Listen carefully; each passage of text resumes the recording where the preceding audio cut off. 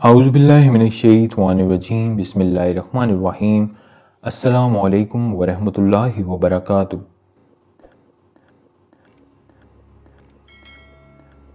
دوستو، عربی میں ریت کے اونچے اور لمبے ٹیلوں کو حقف کہا جاتا ہے۔ حقف کی جمع احقاف ہے۔ مطلب یہ ہے کہ ریت کے اونچے اور لمبے ٹیلوں کی سرزمین۔ یہ علاقہ یمن اور عمان کے درمیان پھیلا ہوا تھا اور قوم عاد اسی سرزمین یعنی احقاف میں رہتے تھے۔ قوم عاد میں ایک بادشاہ گزرا ہے جس کا نام شداد تھا۔ ہم آپ کو شداد کی بنائی ہوئی جنت کے بارے میں تفصیل سے بتائیں گے۔ اب شداد کی بنائی ہوئی جنت کو ناسا والے بھی ڈھونڈ چکے ہیں۔ شداد کی جنت اس وقت کہاں ہے اور شداد کی جنت کا نام کیا تھا؟ قوم عاد کی طرف حضرت ہود علیہ السلام اللہ تعالیٰ کی طرف سے بھیجے گئے تھے، لیکن قوم عاد کی بدعمالیوں کے سبب جب انہیں تباہ کر دیا گیا تو حضرت ہود علیہ السلام موت کی طرف ہجرت کر گئے۔ ان کی رہائش احقاف کے علاقے میں تھی اور ان کی وفات بھی یہیں پر ہوئی۔ احقاف میں بسنے والی اس قوم نے بہت ترقی کی۔ اللہ تعالیٰ نے اس قوم کو غیر معمولی قد و قامت اور قوت عطا فرمائی تھی۔ اس قوم میں ہر شخص کا قد کم از کم 12 گز ہوتا تھا۔ طاقت کا حال یہ تھا کہ ایک ہاتھ سے درخت کو اکھاڑ دیتے تھے اور بھاری سے بھاری پتھر کو بآسانی اٹھا لیتے تھے۔ طاقت میں ان کا کوئی ثانی نہ تھا، اس لیے یہ پورے یمن پر قابض ہو گئے۔ شداد اس قوم کا بادشاہ تھا۔ شداد کا ایک بھائی شدید بھی تھا۔ شدید کی وفات کے بعد شداد بادشاہ بن گیا۔ شداد جب بادشاہ بنا تو اس کی سلطنت یمن سے عراق اور بعض روایت کے مطابق ایران تک پھیلی ہوئی تھی۔ اس کے پاس کافی دولت اکٹھی ہو گئی تھی۔ سلطنت کا ایسا عروج ملا کہ اس وقت دنیا میں اس کا مقابلہ کوئی نہیں کر سکتا تھا۔ بہت سے ملکوں کے بادشاہ شداد کے حکم پر چلتے تھے۔ اسی سلطنت اور غلبے کی وجہ سے شداد غرور میں آ چکا تھا۔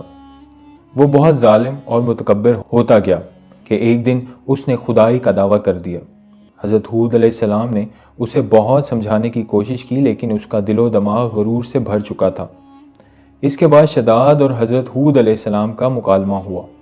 شداد نے حضرت ہود علیہ السلام سے پوچھا، اگر میں ایمان لے آؤں تو مجھے کیا فائدہ ہوگا؟ حضرت ہود علیہ السلام نے فرمایا، تم پر جنت حلال ہو جائے گی۔ شداد کہنے لگا، کوئی بھی شخص کسی کی خدمت یا اطاعت اس لیے کرتا ہے کہ اس کو عزت ملے، اس کو منزل ملے، ترقی ملے، اقتدار ملے اور دولت ملے۔ مجھے تو یہ سب کچھ حاصل ہے، مجھے کیا ضرورت ہے کہ میں کسی کی عبادت کروں؟ اور رہی جنت کی بات، مجھے اس جنت کی کوئی ضرورت نہیں۔ ایسی جنت تو میں خود دنیا ہی میں بنا سکتا ہوں۔ حضرت ہود علیہ السلام نے اس کو کفر اور شرک سے روکنے کی بہت کوشش کی، لیکن وہ باز نہ آیا۔ اس نے سلطنت کے تمام بڑے معمار اکٹھے کیے اور احکام میں ارم کے مقام پر 20 کوس لمبی اور چوڑی جنت تیار کروانا شروع کر دی۔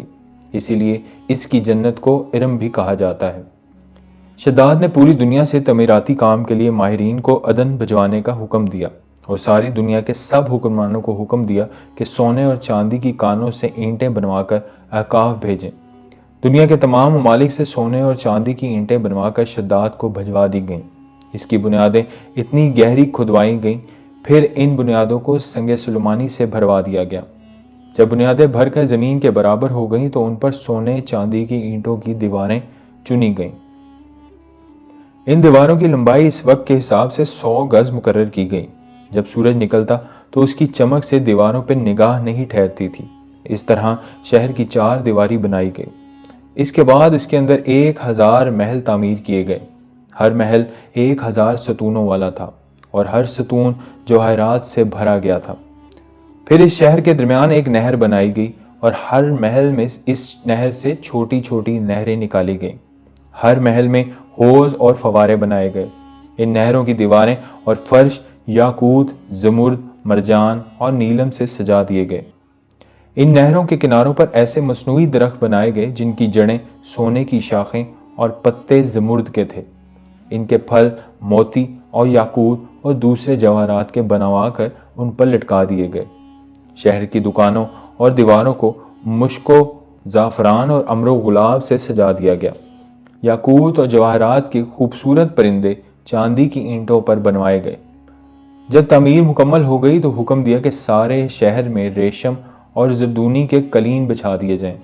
پھر نہروں میں سے کسی کے اندر میٹھا پانی، کسی میں شراب اور کسی میں دودھ اور کسی میں شہد اور شربت جاری کر دیا گیا۔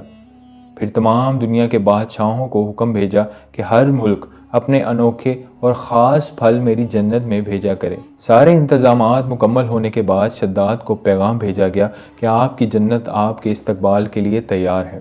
شداد نے تمام علماء کو ساتھ لے کر پورا قافلہ جنت کی طرف سفر کرنے لگا۔ پورے راستے حضرت ہود علیہ السلام اور ان کے ماننے والوں کا مذاق اڑاتا رہا کہ دیکھو اس جنت کے لیے یہ لوگ مجھے اللہ کی عبادت کرنے کا کہتے تھے۔ جنت کے دروازے پر پہنچ کر بولا، یہ دیکھو میری قدرت، میری دولت اور میری جنت، اس میں صرف مجھے ماننے والے ہی زندگی کا مزہ لے سکیں گے۔ ارم میں رہنے والے لوگ سب بادشاہ کے استقبال کے لیے شہر کے دروازے پر اکٹھے ہو گئے اور اس پر جواہر نچھاور کرنے لگے۔ اسی ناز و ادا سے چلتے ہوئے جب شہر کے دروازے پر پہنچا، ابھی اس نے گھوڑے کی رکاب سے پاؤں نکال کر دروازے کی چوکھٹ پر رکھا ہی تھا کہ اس نے وہاں پہلے سے ایک اجنبی شخص کو کھڑے ہوئے دیکھا۔ اس نے پوچھا، تم کون ہو؟ اس نے کہا، میں ملک الموت ہوں۔ شداد نے پوچھا، کیوں آئے ہو؟ اس نے کہا، تیری جان لینے آیا ہوں۔ شداد نے کہا، مجھ کو اتنی مہلت دے دے کہ میں اپنی بنائی ہوئی جنت کو دیکھ لوں۔ ملک الموت نے کہا کہ اس کی اجازت نہیں۔ شداد کا بھی ایک پاؤں رکاب میں اور دوسرا چوکھٹ پر ہی تھا کہ ملک الموت نے اس کی روح قبض کر لی۔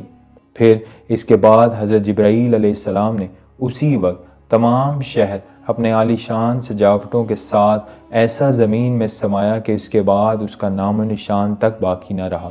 اس تمام واقعے کو ایک کہانی سمجھا جاتا تھا، مگر اسی صدی میں اس شہر کے آثار برآمد ہوئے ہیں جو الربع الخالی کے اس حصے میں ہے جو آج کل عمان میں شامل ہے۔ اس کے آثار 1984 میں خلائی شٹل چیلنجر کی مدد سے ناسا نے دریافت کیے تھے۔ یہ شہر 3000 سال قبل مسیح سے لے کر پہلی صدی عیسوی تک اونٹوں کے اس کاروانی رستے پر آباد تھا جہاں سے ہند، عرب اور یورپ تک تجارت کی جاتی تھی، اور یہ اپنے زمانے کا ایک تجارتی مرکز تھا۔ روایت ہے کہ یہ شہر ایک بڑے طوفان سے تباہ ہوا۔ اسے 1000 ستونوں کا شہر کہا جاتا ہے۔